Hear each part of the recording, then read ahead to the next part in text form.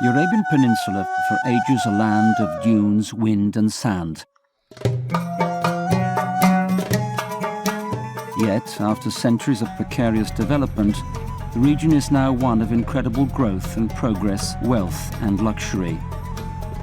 Home to 7 countries boasting some of the world's most cosmopolitan cities, today's Arabian Peninsula bears testimony to human ingenuity, the ability to turn barren, sterile soil into a lush, fertile oasis. Its most prosperous cities are sophisticated neural financial hubs, influential cultural centres and world-class tourist destinations boasting avant-garde architecture and, most importantly, jobs for people from around the world. Underneath the sand and rock lies the source of this wealth, oil. Its exploitation has transformed the region, yielding unprecedented riches in less than a century. For hundreds of years, nomadic tribes dominated the peninsula. They depended on cattle and the limited agriculture afforded by its few oases, along with fishing and pearl cultivation along the shores. Then the 7th century saw the introduction of Islam. Its prophet, Muhammad, was born in Mecca about 570 and first began preaching there in 610 before migrating to Medina in 622. From Medina, he and his companion united the Arabian tribes under Islam's banner, creating a single Arab-Muslim religious polity. Since then, this region has remained eminently Muslim territory, ruled by royal dynasties that, in differing degrees, have tolerated Christianity within their kingdoms.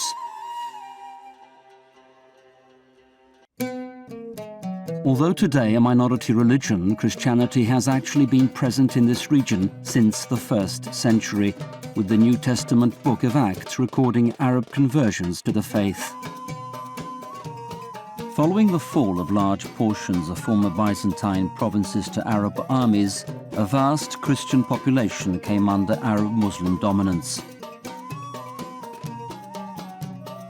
As Muslim commanders expanded their empire throughout Asia, Africa and Southern Europe, they offered 3 conditions to the conquered: convert to Islam, pay the jizya tax every year, or face a war to the death. Those refusing war or conversion were deemed to have agreed to the jizya. It is generally accepted that after Islam's rapid expansion from the 7th century onward, many Christians remained faithful. The 21st century is now seeing a growing openness to religious diversity in stark contrast to earlier times. In fact, Christianity is experiencing one of its highest growth rates here. In many places, churches are filled to capacity, unable to embrace all the faithful who turn to them in search of a liturgical life. The boom has come mainly from the millions of non-native workers hailing from over 100 countries flooding this region. In the United Arab Emirates alone, 85% of an almost 9 million population are non-citizens. While oil ignited the progress, nowadays financial services, tourism, real estate and high-tech development represent the new economic forces shaping the region. However, amid glittery civic façades, hordes of migrant workers live in sparse conditions. Like desert Bedouins enticed by a legendary oasis, they seek abundant prosperity, but instead find themselves trapped in a reality diametrically opposed to the mirage that brought them here. I would like to guess that about 70–80% of people coming here never really improve their lot. They simply end up frustrated. Some are even dejected and they return home without anything at all. It's a struggle because I guess it's the society itself making it a little bit tough for everyone. These Asians who come thinking that they will have a better life should think twice, because some of them or most of them are not really prepared to come. Some have not even finished studies. even finish the proper work ethics, but they simply come because of the promise that life will be better. And this is, the problem really begins back home.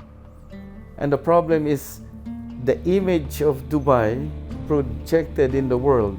And you go to Satwa, you go to Karama, you go to Murakabat, you go to some places where life is really miserable.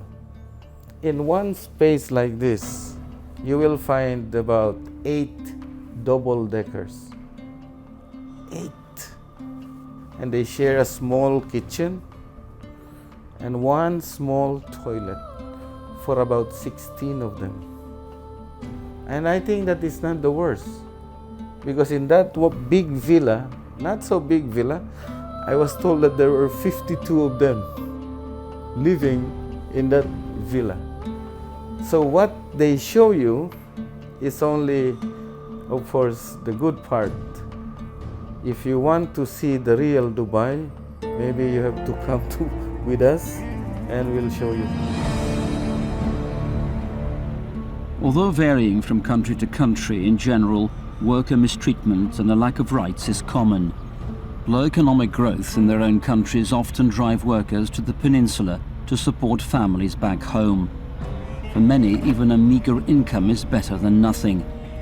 Unfortunately, many must pay recruitment fees to the people who find them work, and in some cases work visas can cost up to a year's wages. Unions and labour strikes are not permitted in the region, and insubordinate workers are immediately deported back home.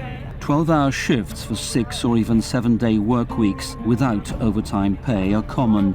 Some struggle to send home no more than $100 a month, despite working 11-hour days, 6 days a week. Low-end job foreign workers can't keep their passports, which are usually held by the person who recruited them, thus controlling mobility. The vast majority of workers live in labour camps, large facilities with dormitories and common areas. While some claim on-site leisure facilities and a wide range of recreational pursuits, their conditions vary greatly. Some conform to international labour standards, while others are meagre and inadequate. Conditions worsen if foreigners illegally overstay their visas. In some cases, up to 14 workers might have to share 80 square metre rooms. The neighbourhoods surrounding these labour camps have become cities of men, where thousands live solitary lives alongside their male counterparts. The sociological phenomena are strikingly challenging. Women too suffer similar conditions, and in a place where millions of men and women share this plight, loneliness pervades. Contractors often fall behind on paying workers' salaries. With no legal bodies to protect them, it is not uncommon for workers to end up unpaid. They become trapped, unable to buy an airfare back home or pay their fines for remaining illegally in the country. Hubs for the ultra-rich, food is costly in some of these cities, and workers might spend up to a third of their salary just to eat. Retirement programs are also non-existent, sending workers aged 65 back to their home countries without any steady source of income, since losing a job means one must legally depart within 30 days.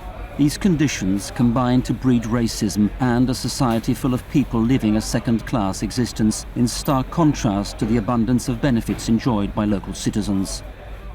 We have about 9 million inhabitants, and out of these, only 1 million are locals, Emiratis, are citizens, and 8 million are so-called expatriates, foreigners of many nationalities. And we can say we have 2 classes of people living here. The locals, they have better housing, they have better health care, free schooling, even better salaries for the same job, and they speak Arabic among themselves, have their own culture and traditions and customs. Whereas all the expatriates, they belong to a different world, a different culture, and live a different lifestyle. In general, in my vicariate is the same. The condition of the workers are like the conditions in the other countries of the Gulf.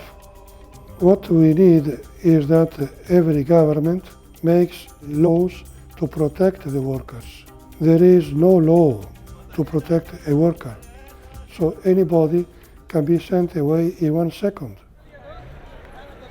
Broken families remains another prevailing issue faced by migrants all over the world.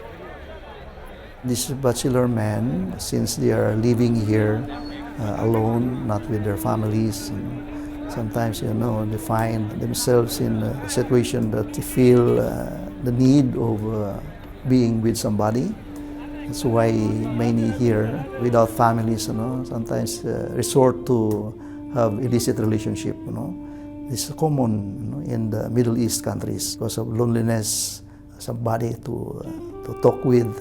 So we try to encourage them to join the church activities, to make themselves active in the church. Because if you are only alone in the house after working, you think of other many things, going to nightlife. It's normal thing here. Not only bachelors, also handmaids, we call it. Women without husbands here also. Amid these struggles, practicing the faith also remains a challenge. Although the relationship between Muslims and Christians is cordial in most countries, that is not the case everywhere. Moreover, while Christians in these countries are technically free to practice their faith, and the local religious hierarchy respects this, restrictions do exist. All the peninsula countries forbid conversions from Islam to another religion, as well as interfaith marriages. All require government authorization for religious personnel within their borders. All strictly limit the construction of religious buildings and forbid religious symbols as exterior architecture. All prohibit Catholic seminaries within their territories. And finally, of the 7 countries, Saudi Arabia has the strictest limit on religious freedom. No religious building, no possession of Bibles in public places, no religious gatherings without prior authorization. In fact, believers may not even publicly wear crosses or import religious articles, from rosaries to Bibles. To be fair, in some cases local authorities and even royal families exhibit greater tolerance towards other religions, but they are at times pressured to curtail religious liberties by ultra-conservative and fundamentalist groups, ministers and advisors within their governments and courts. The problem is not with the normal Muslims. 95% of the Muslims are moderate. Only 5% are fundamentalists. And this 5% makes a big noise. And it seems that all the Muslims are like them. In fact, it is not like that. So the relations of our Christians are much more with the moderate Muslims than with this 5% of fundamentalists. In general, the relations are good. And I cannot say that the governments try to make a proselytism. It is not. They are the fundamentalists who try to proselytize, to conquer Christians, to convert them to Islam. But this is not the policy of the governments. To promote rapid development, the Arabian countries have promoted greater religious freedom, although it is always strictly regulated and still subject to extreme measures and abuses. A growing Catholic Church finds herself having to confront this situation head-on. In an Islamic society, we know we have not the same rights and not the same freedom. Also, simply being foreigners in the civil sense of the word. Of course, I'm always saying the church has no foreigners, but the civil society knows foreigners. Nobody has the citizenship of this country, and that puts us in a particular situation. Then being a Christian means we are a minority in Muslim society, which is well established since centuries. And that may sometimes create the feeling that we are not to the full right as we would enjoy in other countries. But coming to the daily life of the church, I have to say that we can live here, especially in the United Arab Emirates, where we have a respectable freedom of worship. Against this backdrop, the vibrant life of Catholic parishes and religious centres is indeed astonishing. This is a region of great achievements. Abu Dhabi boasts the most luxurious hotel and the largest mosque in the world. Qatar is building the world's biggest airport, and Dubai, home of the world's tallest building, also has the biggest Catholic parish in the world.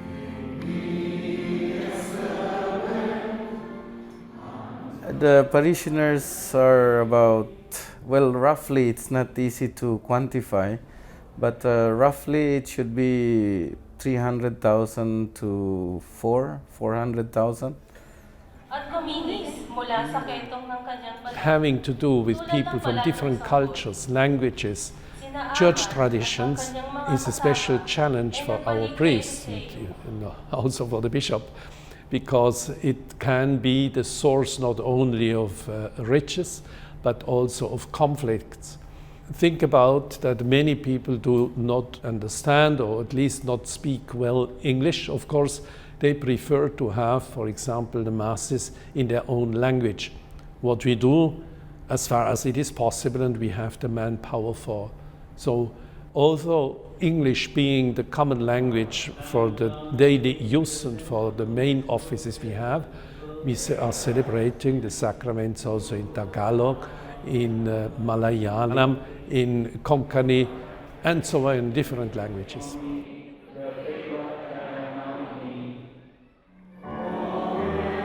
I think the biggest challenge is how to bring together all the communities coming from all over the world. I think it's every parish priest's challenge in this part of the world. It's not easy. We have to consider not only the languages, but also the rights. This is one thing which we all dream of, unity, but in fact we are far away from it.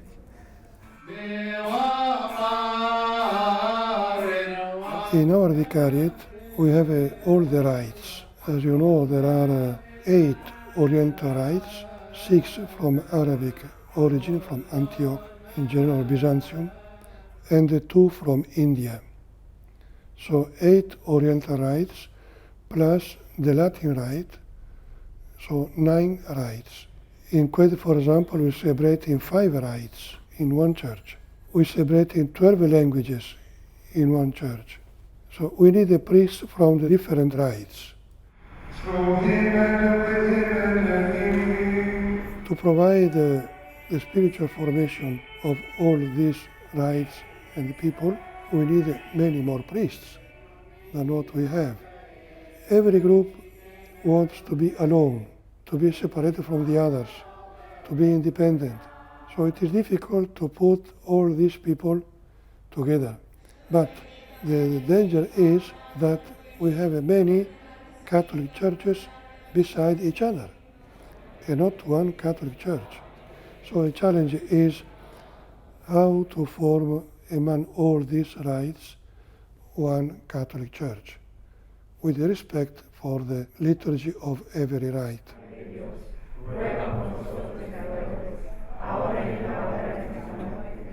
That's why the bishop is strong in his word to avoid exclusivism, but we have to be, in spite of our diversities, we have to be one, united.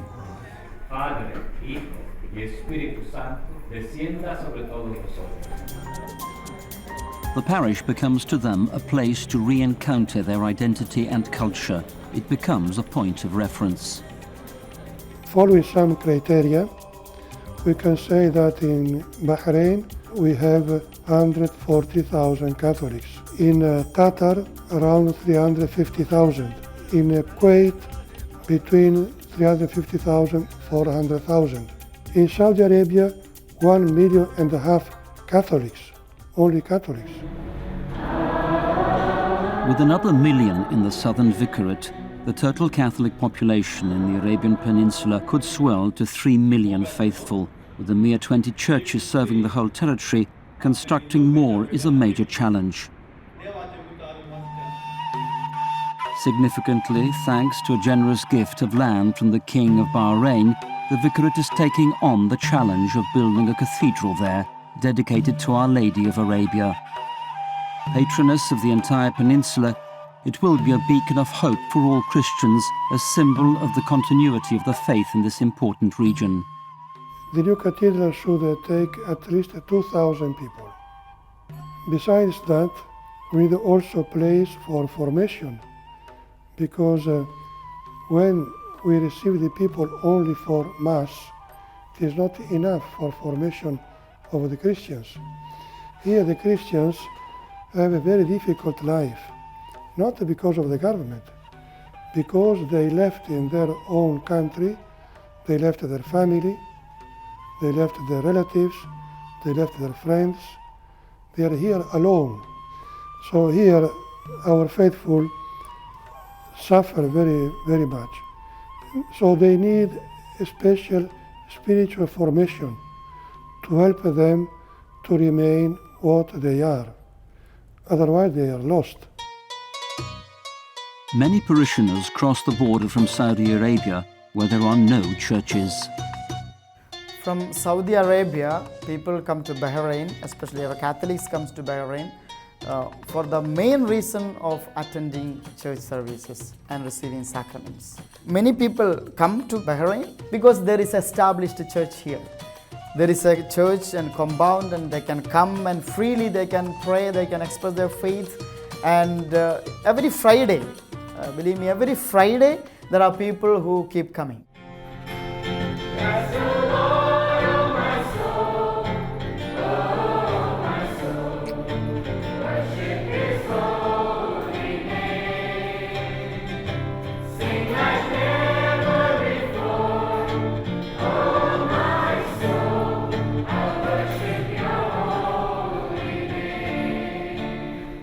The horizon to which the Catholic Church in Arabia is looking to is clearly marked by an emphasis on the formation and catechesis for children in parishes and schools.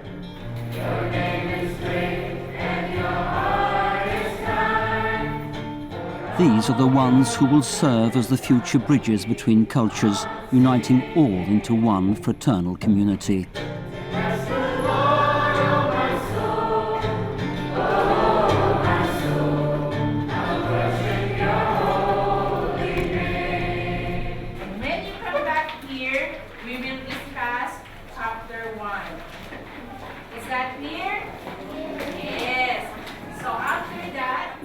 Here, having a classroom from all different countries. There because they want to be, because at that age catechism is not mandatory. It's really a lot of fun, and the ideas that the young people come up with. So it's a wonderful dynamic thing to teach here. The children in catechism, it's one of the greatest wonders in the world you find here in Dubai. Because I don't think you will find a parish with 6,000 children attending Sunday school. And it's really amazing how the sisters have organized this program, and the education is excellent because the teachers, the catechists themselves are taking up masteral degrees. It's really very inspiring, and you can see the fruits. And if the children are very enthusiastic to come, then they are very effective.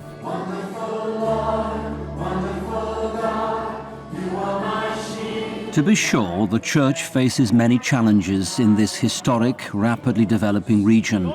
Yet, throughout its history, the faith has taken root and flourished in the most unexpected of soils. Despite the many difficulties faced by Christians here, there is much cause for hope, and little doubt that the Church can continue to grow and thrive amid the sand, rock, and ever-changing culture of the Arabian Peninsula.